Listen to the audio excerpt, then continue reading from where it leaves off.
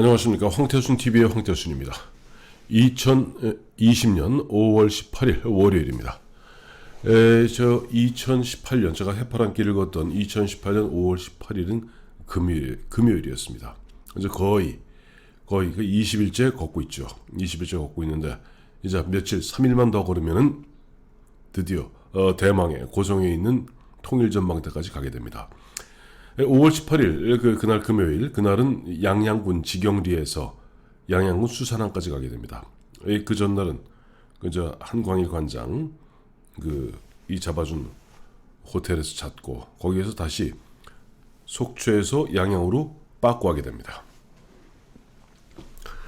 아침에 일어나니 여전히 비가 내리고 있다. 대충 채비를 차리고 내려오니 한광일 관장이 차를 갖고 도착했다. 한 관장과 함께 속초에서는 가장 유명하다는 황금 해장국집에서 조찬을 했다. 여기는 속초다. 황태 해장국으로 해장을 하니 어젯밤의 숙취가 날아가는 것 같다. 한 관장은 내가 이틀 전 점프를 할 수밖에 없었던 양양군 지경리 버스 정거장까지 차로 데려다 주겠다고 한다. 아침밥을 먹고 해안도로를 따라서 지경리 고가도로까지 갔다. 거기서부터 나는 다시 수산항까지 걸을 것이다. 그러면 내가 걸어왔던 강원도 해파랑길이 끊김없이 이어지게 된다. 9시 30분 지경리를 출발했다. 판초 우위를 입고 비를 맞으면서 한 걸음 한 걸음 북으로 올라간다. 어제는 버스로 이리저리 헤매면서 걸었던 코스다. 오늘은 나의 두 발로 꾹꾹 찍어가면서 걷는다. 남해항을 지나 광진 쉼터에 이르렀다. 조금 더 올라가니 인구 해변이다. 이틀 전 죽장자리 두매산골에 들어갔다. 버스기사의 친절한 안내로 하조대까지 가는 버스를 탔던 인구 버스 터미널에 다시 왔다. 인구리는 정말 작은 곳인데 직행버스가 왜 설까 궁금했다. 조금 걷다 보니 궁금증이 확 풀린다. 사람들 이야기로는 이곳 인구 해변이 대한민국에서 서핑하기가 제일 좋은 곳이라고 한다. 작은 마을이지만 검정 서핑 복장하는 젊은이들이 이곳저곳에서 눈에 띄인다. 바닷가를 보니 차가운 날씨에도 불구하고 수십 명의 서퍼들이 바다에서 서핑을 즐기고 있다. 한눈에 보기에도 파도가 참 좋다. 세계적으로 유명한 호주의 파도 정도는 아니지만 그래도 제법 거친 파도가 밀려든다. 마을을 통과하는 곳곳에 서핑 교습을 한다는 간판이 질비하게 늘어서 있다. 문득 앞에 있는 입간판을 보니 현재 기온이 섭씨 9.9도다. 비바람은 거칠게 불지 기온은 낮지 한기가 몰려든다. 죽도종을 지나니 오토 캠핑장이 길게 전개된다. 금요일인데 많은 차량들이 글램핑을 하고 있다. 글램핑이라는 게 이제 호화 캠핑이라고 합니다. 한참을 걷고 있는데 한광일 관장이 전화가 왔다. 점심은 어디서 할 예정이냐고 묻는다. 나는 38 휴게소에서 쉬면서 점심을 할 생각이라고 했다. 그러자 한 관장은 휴게소 음식은 그렇고 그런 것이니 하조대에 가서 점심을 하라고 한다. 그러면서 하조대에 가면 하조대반점의 해물 짬뽕이 일품이라고 자상하게 코치해준다. 38 휴게소에 도착해서는 잠시 휴식만 취했다. 비를 맞으면서 계속 걸었다. 기사문항을 거쳐서 하조대에 들어섰다. 광정초등학교가 보인다. 굉장히 익숙한 곳이다. 당연하다. 이틀 전에 왔던 곳이기 때문이다.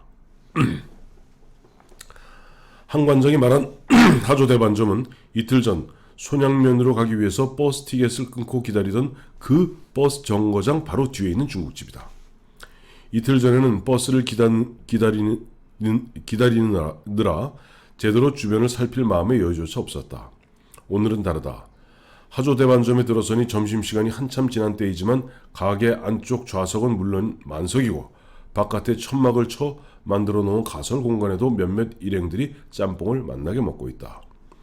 날씨가 추운 탓인지 전기 난로를 켜놓았다. 가게 안쪽으로 들어가 주문을 했다. 그리고는 바깥 가설 공간으로 나와서 판초 우위를 벗어 말리고 양말과 목도리도 벗어 전기 난로 옆에서 말리기 시작했다. 짬뽕을 주문한 지 30분이 넘었지만 나올 생각을 안 한다. 옆자리에 서퍼 남녀 6명은 이미 탕수육에 짬뽕을 포식하고는 자리를 뜨려고 한다. 나로서는 생소한 광경을 목격하게 된다.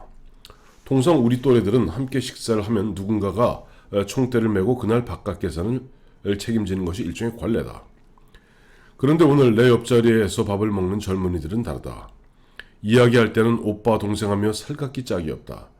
누가 보면 거의 연인 수준이라 해도 과언이 아니다. 그런데 계산할 때는 각자 먹은 짬뽕값은 철저하게 더치페이다. 일행 중 가장 어려 보이는 여성이 탕수육은 제가 대접하는 겁니다. 라고 생색을 내면서 따로 계산한다. 솔직히 문화적 충격이다. 한참을 기다리니 짬뽕이 나온다. 소문난 잔치집에 먹을 것 없다는 말이 딱 제격이다. 하도 유명하다고 해서 왔는데 기대에 미치지 못한다. 홍합은 무지하게 많이 들어가 있지만 국물 맛은 시원하지도 깔끔하지도 않다. 특히 오늘 손님이 많아서 그랬는지 면의 양이 너무 적다. 몇 젓가락 먹고 나니 국물만 남는다. 을씨년스러운 날씨라 그 국물이라도 한 방울 남기지 않고 후를 다 마셨다. 짬뽕을 다 먹고는 다시 행장을 챙겼다. 아직도 수산항까지는 11km가 남아있다. 하조대반점을 나와 하조대를 둘러보고 수산항 방향으로 다시 걸음을 옮겼다. 오늘 걷는 이 길은 비록 차로 이리저리 와봤지만 어찌되었던 이틀 전에 와봤던 길이다. 수산항이라는 목표점이 뚜렷하니 발걸음에도 한결 힘이 붙는다. 판초 우위를 펄럭이면서 나는 행군가를 부르며 걷는다. 7번 국도에서 해안 쪽으로 1km 정도에 건설되어 있는 선사유종로를 따라 힘차게 걸었다. 선사유종로는 차들이 거의 다니지 않는다. 남쪽에서 북진해 오던 7번 국도는 양양국제공항 휴게소 근처에서 7번 국도와 선사유종로로 갈라진다. 이후 선사유종로는 수산항 입구와 양양 솔비치 호텔 그리고 양양 오토 캠핑장을 지나 낙산대교를 거쳐서 7번 국도와 다시 합류한다. 혹자는 특정 재벌 기업을 위해서 만든 도로라고 폄하하기도 하지만 나에겐 고마운 길이다.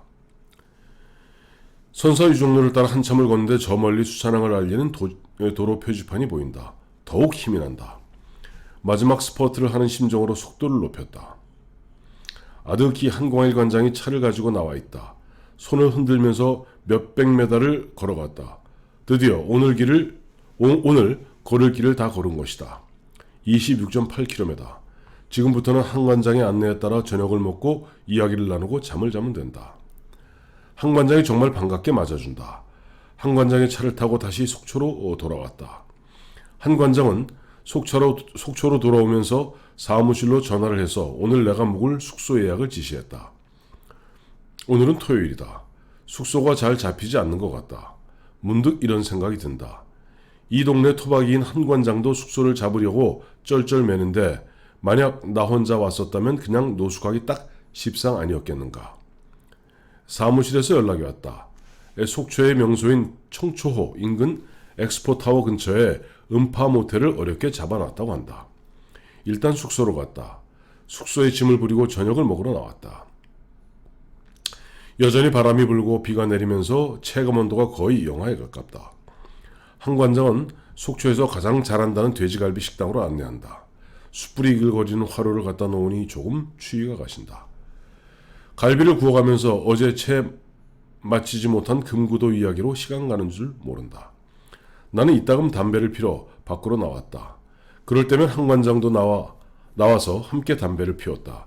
그런데 비바람은 불지 기온은 낮지 한 관장은 반팔 티셔츠를 입은 탓에 담배를 피면서도 우두루들 떤다. 후일남이지만 내가 해파란 길 걷기를 마치고 서울에 올라온 지 일주일쯤 지났을 때 한 관장의 전화가 왔다. 기가 푹 죽은 목소리로 인생 무상을 이야기한다. 한밤중에 전화를 받은 탓에 무슨 말을 하는지 도대체 종잡을 수가 없다. 그리고 6월 1일 낮에 또 전화가 왔다. 서울에 왔다 간다면서 암에 걸려서 조만간 수술을 한다는 것이다. 화들짝 놀랐다. 불과 열흘 전만 해도 멀쩡하던 양반이 무슨 암이며 무슨 수술인지 자세한 경위를 물어보았다. 한 관장의 설명은 이렇다. 그날 돼지갈비 식당에서 추운데 담배를 피다 보니 감기에 걸렸다. 평소 비염 증상이 있는 한 관장은 하도 콧물이 많이 나와서 병원에 갔다고 한다. 주치의는 어차피 온 김에 1년에 한 번 하는 종합검진 및 CT 촬영을 하라고 해서 했더니 신장에 일기암으로 의심되는 세포가 발견됐다. 깜짝 놀란 한 관장은 그날 나에게 전화를 해서 인생 무상을 얘기했고 6월 1일 서울로 올라와 종합병원에서 수술을 예약하고 속초로 내려가는 중이라는 것이다. 그러면서 한 관장은 이게 다 인연이요.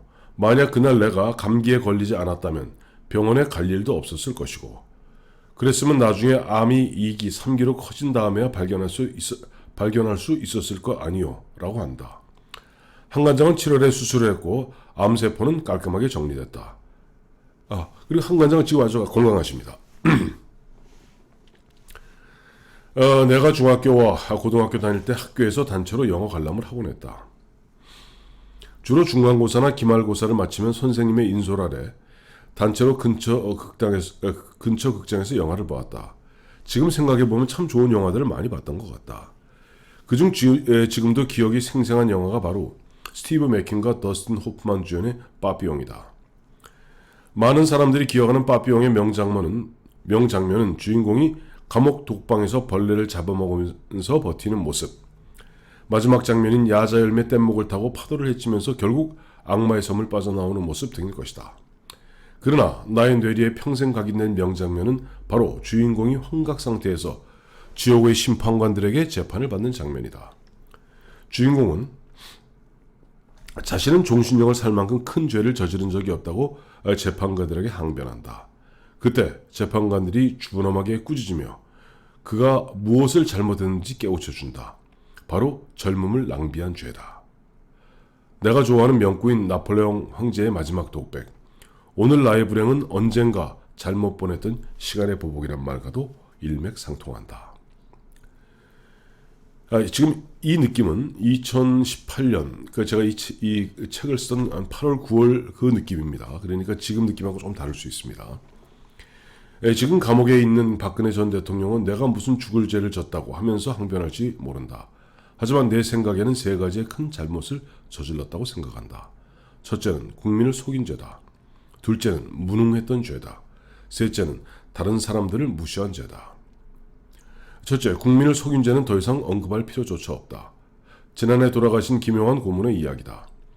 이미 알려진 바와 같이 그는 박정희 대통령 시절 40대의 나이에 재무장관을 지냈고 박근혜 대통령 당선의 특등 공신 중 공신이다. 그가 대선 직후 박근혜 당선인과 서울 강남 한 호텔에서 만남을 가졌다고 한다. 김 고문은 두 쪽짜리 보고서를 준비해 대통령 취임 후의 행보에 대해서 충원하려 했다고 한다. 김영환 고문이 이제 최태민의 그림자를 지우시지요 라고 하는 순간 박근혜 대통령은 싸늘한 표정으로 그런 말씀하시려고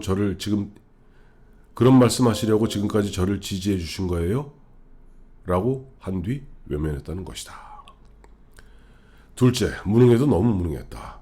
오로지 자신이 대통령이 되어야 한다는 그 생각에만 사로잡혀 국가가 잘 되는 일이 무엇인지에 대한 고민이 없었다.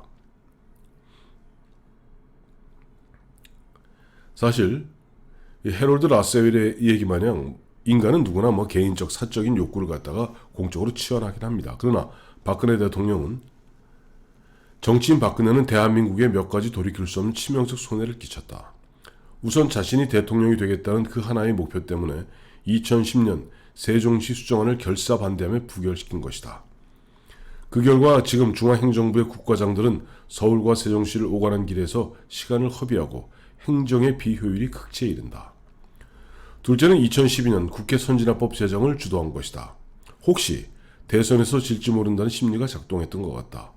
이후 국회에서는 제대로 된 법안이 통과되는 모습을 보기가 어렵게 되었다. 심지어는 심심치 않게 국정의 마비 증상을 보인다. 물론 이번 21대 국회에서 범여권이 190석을 차지함으로써 그나마의 180석의 마지노선인 국회 선진화법도 이제 유명무실해졌습니다. 셋째는 세월호 참사 이후 관폐하를 척결하겠다면서 서둘러 제정한 김영란법이다. 김영란법 제정 이후 관폐하가 사라졌는가? 낙하산 인사는 여전히 횡행하고 인간관계만 껄끄러워졌을 뿐이다. 그나마도 지금 제가 글을 쓰던 그 2018년부터 2년이 지난 이 시점 보면은 김영란법 이 자체도 유명무실해지고 사람관계만 껄끄러워졌죠. 셋째 잘못은 주변을 철저하게 무시했다. 그러니 당연히 주변에 사람을 키우지 않았고 아부와 아첨의 무리들만 주변에 득실거렸다. 박 대통령은 자신은 출생부터 다른 사람들과 다르다고 생각한 듯하다. 그렇기 때문에 세상은 자신을 위해서 존재하고 이 세계는 자신을 중심으로 돌아가고 있다고 굳게 믿은 것 같다. 그러니 굳이 인재를 발탁하고 고를 이유가 없었던 것이다. 이 사람이나 저 사람이나 자신이 보기에는 50보 100보였던 것이다. 집권 후 첫 번째 조각을 했을 때 상당수의 전문가와 국민들은 의아하게 생각했다. 어쩌면 골라도 저렇게 희한한 인물들만 고르는지 박근혜 대통령의 안목을 의심하기 시작했다. 나중에 보니 다 그럴 만한 이유가 있었다. 또 돌아가신 김종필 전 총리가 한 얘기가 있어요. 그 당시 이제 그때 한참 그 박근혜 대통령이 탄핵 소추에 위기에 몰려 있을 때 그 당시 이제 그 언론사 사주하고 먹는 자리에서 밥 이야기하는 자리에서 이야기했던 것이 나중에 기사화된 게 있습니다. 그때 이제 주변 사람들이 이처럼 어려우니 지금쯤 박근혜 대통령이 총재께 자문을 구할 만도 한데요. 라고 옆에 있는 사람들이 조금 JP의 역할을 갖다 주문하니까 JP가 뭐라고 얘기하냐니까 그때 아이고 나를 개똥으로 하는데 뭘 니까짓 게 나이나 먹었지 뭘 아느냐 그 정도야. 저보다 잘 알고 더 경험을 가지고 나라 사랑하는 사람은 없다고 생각하니 어쩌겠어. 막상 의지하고 도와줄 사람은 나밖에 없을 텐데도 말이야. 박근혜 대통령의 탄생과 성장 그리고 퍼스트레이디 시절과 정치 입문, 대통령 당선과 그 이후에 평생을 걸쳐 가장 가까운 거리에서 지켜보았던 박근혜 대통령의 그러니까 사촌 형부가 되죠.